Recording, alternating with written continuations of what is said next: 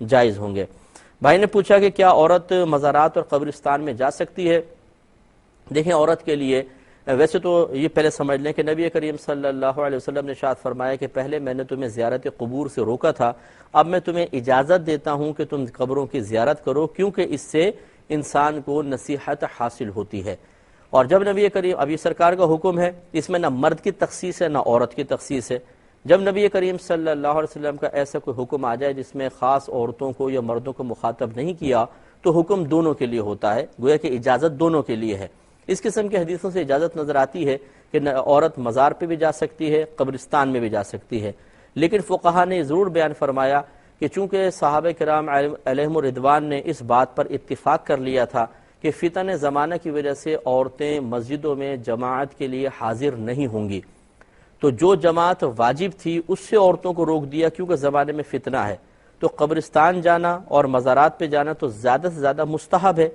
یعنی جائیں تو ثواب ہو سکتا ہے، اچھی نیت کے ساتھ جائیں تو ثواب مل جائے، ورنہ نہ جانا کوئی گناہ نہیں ہے۔ ترک جماعت تو پھر اس میں کوئی گناہ کا پہلو تھا، لیکن فتنے کی وجہ سے جب اس کو صحابہ کرام نے منع کر دیا تو یہ مستحب کام تو بدرجہ اولیٰ منع ہوگا، لہذا فقہا نے ارشاد فرمایا کہ عورتیں اپنے گھر سے ہی ایصال ثواب کریں، قبرستان اور مزارات نہ جائیں۔ لیکن اگر کوئی بہن جاتی ہیں اور قیودات شرعیہ کا لحاظ کر کے جاتی ہیں تو ہم اس حاضری کو ناجائز حرام نہیں کہہ سکتے ہیں۔ وہ شرعی قیودات کیا ہیں؟ نمبر 1، اپنے محرم کے ساتھ جائیں، اور شوہر ہے تو ان کی اجازت سے، ماں باپ ہے تو ماں باپ کی اجازت سے جائیں، باپردہ طریقے سے گھر سے نکلے، راستہ پر امن ہونا چاہیے، کوئی عزت وغیرہ کا یا لوٹنے کا اندیشہ نہ ہو۔ اسی طریقے سے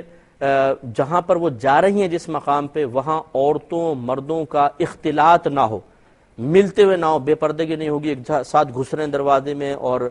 قریب قریب ہیں، ایسا نہیں۔ اگر عورتوں کا دروازہ علیحدہ ہے، مردوں کا علیحدہ ہے، علیحدہ علیحدہ بیٹھیں گے اور مردوں سے آمنا سامنا نہیں ہوگا، تو پھر ان شرائط کے ساتھ اچھا پھر یہ بھی فقہا نے لکھا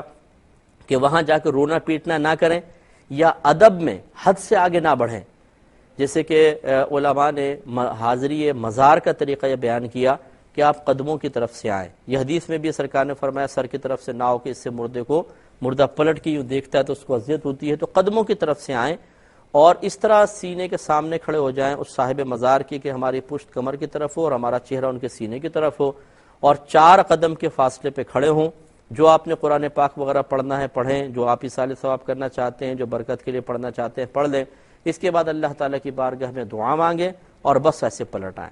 علماء نے منع کیا ہے کہ قبر کو ہاتھ لگایا جائے، قبر کو چوما جائے، یا اور کسی ایسے فعل کا ارتکاب، بلکہ ادب یہی لکھا ہے کہ 4 قدم کے فاصلے پر رہیں، جیسا ان بزرگ کی زندگی میں ان سے دور ادباً رہتے ہیں ایسے ان کے مزار سے بھی فاصلہ رکھا جائے۔ تو ان قیودات کا لحاظ کر کے اگر کوئی بہن جاتی ہیں تو بہرحال جانا جائز ہے، لیکن افضل یہی ہے کہ وہ اپنے گھر سے ہی ایصال ثواب کرے۔ اور یہ جو ایک حدیث بیان کی جاتی ہے کہ جو عورت اپنے گھر سے مزار کی قبرستان کی زیارت کے لیے نکلے تو اس پہ اللہ کی لعنت ہوتی ہے، یہ فرشتوں کی لعنت ہوتی ہے، یہ حدیث اسی چیز کے ساتھ مقید کی گئی ہے کہ جب وہ عورت قیودات شرعیہ کے خلاف نکلے، بے پردہ نکلے، راستہ پر فتن ہو، وہاں عورتوں مردوں کا اختلاط ہوگا، یہ قبر پہ جا کے روئیں گی، پیٹیں گی، چلائیں گی، یا بے ادبی میں حد سے آگے گزر جائیں گی تو ان پر اللہ کی لعنت ہوگی، ویسے نہیں ہے۔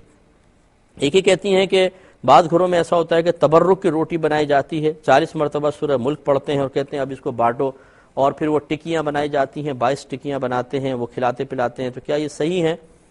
دیکھیے